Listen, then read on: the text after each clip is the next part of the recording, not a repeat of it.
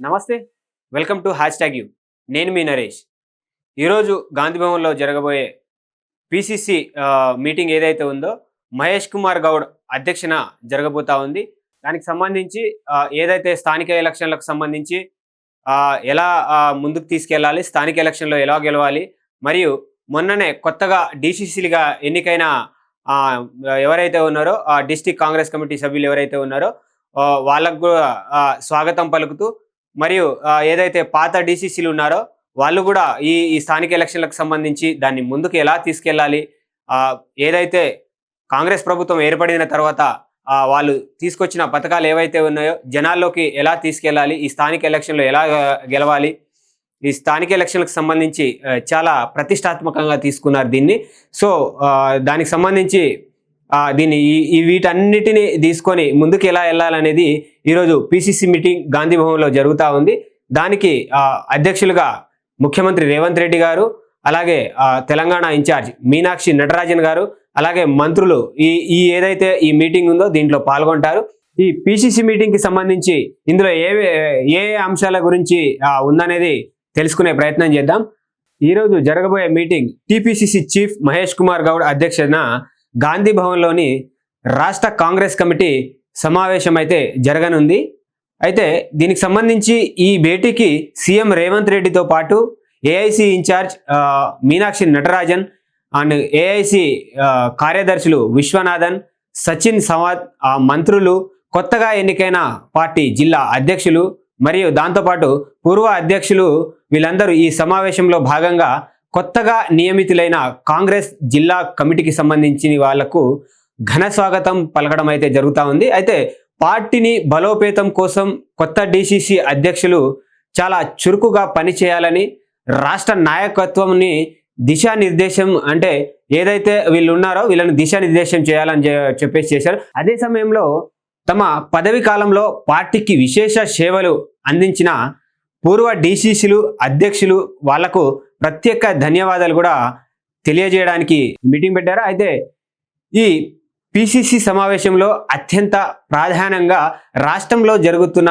ఏవైతే గ్రామ పంచాయతీ ఎన్నికలకు సంబంధించి ఆ పార్టీ అనుసరించవలసిన వ్యూహాలపై విస్తృత స్థాయిలో చర్చలు జరిగే అవకాశం ఉన్నట్టుగా మనకు ఇక్కడ తెలుస్తూ ఉంది. అయితే ప్రభుత్వ పథకాలను ప్రజల్లోకి తీసుకెళ్లడం, ప్రతి గ్రామాల్లోనూ కాంగ్రెస్ మద్దతుదారుల విజయం కోసం సమన్వయంతో పనిచేయాలని సీఎం పార్టీ శ్రేణులకు పిలుపునిస్తున్నట్టుగా ఈ పార్టీలో ఏదైతే ఈ మీటింగ్లో తెలుస్తూ ఉంది. అయితే క్షేత్రస్థాయిలో ప్రజల సమస్యలను పరిష్కరించే విధంగా ప్రచార ప్రణాళిక రూపొందించాలని, అదేవిధంగా ప్రభుత్వం ఇటీవల చేపట్టబోతున్న ప్రజాపాలన వార్షికోత్సవాలు ఏవైతే ఉన్నాయో అవి విజయవంతం చేయడంపై ఈ సమావేశంలో డిస్కస్ చేయడం జరుగుతూ ఉంది. అయితే ఇక పార్టీని అట్టడుగు స్థాయి నుంచి పటిష్టం చేసే లక్ష్యంతో జిల్లాలో మండల కమిటీలు, బ్లాక్ అధ్యక్షుల నియామకాన్ని తక్షణమే పూర్తి చేయాలని డీసీసీ అధ్యక్షులకు ఆదేశాలు జారీ చేస్తున్నట్లు ఈ మీటింగ్లో మనకు సమాచారం ఉంది. నెల రోజుల్లో ఈ నియామక ప్రక్రియను ముగించి పార్టీని ఎన్నికలకు సిద్ధం చేయాలని ఏదైతే ఈ సమావేశంలో చెప్పినట్టుగా మనకు తెలుస్తా ఉంది. మరోవైపు ఈ చర్యలు పార్టీ పటిష్టతపై కీలక ప్రభావం చూపుతాయని రాష్ట్ర నాయకత్వం విశ్వాసం వ్యక్తం చేస్తోందని, సమావేశం చివరిలో మిగతా ఇతర అంశాలపై పార్టీ అధ్యక్షుల వారి అనుమతితో చర్చించబోయే రాజకీయ కార్యక్రమాలపై స్పష్టమైన కార్యాచరణను ఖరారు చేయాలని చెప్పేసి అయితే ఈ మీటింగ్లో నిర్ణయించడం జరిగింది.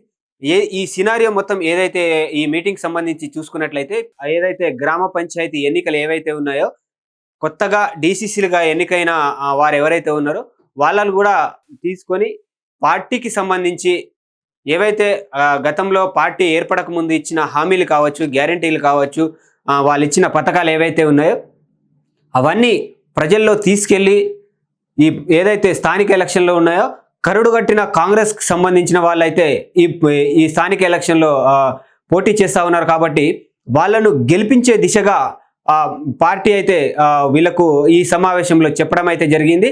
అయితే ఇక్కడ నిన్న మొన్న ఏవైతే చూసుకున్నట్లయితే మనం కొంచెం డీసీసీలో అటు ఇటు ఉంది, డీసీసీలో కొన్ని గొడవలు అయితే జరుగుతా ఉన్నాయి. అది కూడా ఈ మీటింగ్ తో క్లియర్ అయిపోయినట్టుగానే మనకు తెలుస్తా ఉంది. సో ఏదైతే రేవంత్ రెడ్డి గారు మరియు మీనాక్షి నటరాజన్ గారు ఈ మీటింగ్ లో పాల్గొని కొత్త అధ్యక్షులకు, డీసీసీ కొత్త అధ్యక్షులకు మరియు పాత అధ్యక్షులకు వాళ్ళకు ఏదైతే గ్రౌండ్ లెవెల్లో నుంచి పార్టీని మళ్ళీ బలోపేతం చేయాలని చెప్పేసి వాళ్ళకైతే దిశానిర్దేశం అయితే చేయడం జరిగినట్టుగా మనకైతే ఇక్కడ తెలుస్తా ఉంది. అయితే డీసీసీలుగా నియామకులైన తర్వాత వాళ్ళకి ఇంకా కొత్త డీసీసీలకు ట్రైనింగ్ జరగలేదు.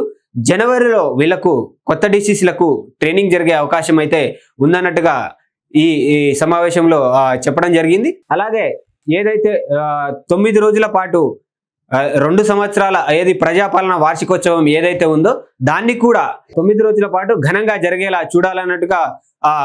చూడాలని చెప్పేసి ఈ మీటింగ్ లో అయితే చెప్పడం జరిగింది. ఏదైతే ముఖ్యంగా ఈ మీటింగ్ మొత్తం సినారియో ఏదైతే ఉందో ముఖ్యంగా స్థానిక ఎన్నికల మీదనే ఎక్కువ ఫోకస్ పెట్టినట్టుగా కనబడతా ఉంది. ఇది స్థానిక ఎన్నికల్లోనే మనం బలం చేకూరిస్తే మళ్ళీ మున్సిపాలిటీ ఎన్నికల్లో కూడా ఈ బలానికి మరింత బలం చేకూర్చే అవకాశం ఉందన్నట్టుగా ఈ సమావేశంలో అయితే ఈ మొత్తం ఈ సినారియో మొత్తం ఈ సమావేశంలో మొత్తం మున్సిపాలిటీ ఎన్నికల్లో కూడా మరింత బలం ఎక్కువగా మనకు చేకూరే అవకాశం ఉన్నట్టుగా తెలుస్తా ఉంది.